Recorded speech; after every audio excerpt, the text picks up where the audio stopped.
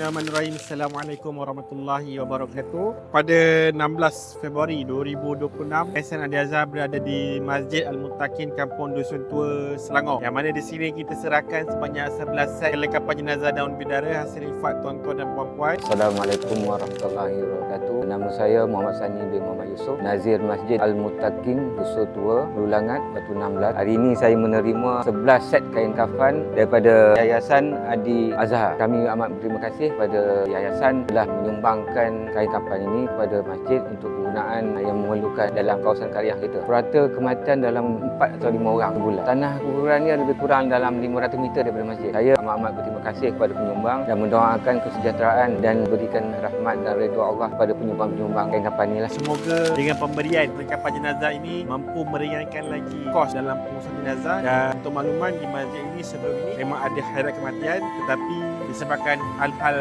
tertentu masjid ini masukkan hairat kematian. So dengan set pemberian inilah mampu sedikit meringankan lagi kos pengurusan jenazah untuk ahli karya di sini. Jazakallah khairan kasir. Kami mendoakan kepada para penginfak semoga dimurahkan rezeki dan diberi kesihatan yang baik, insya-Allah. Assalamualaikum warahmatullahi wabarakatuh.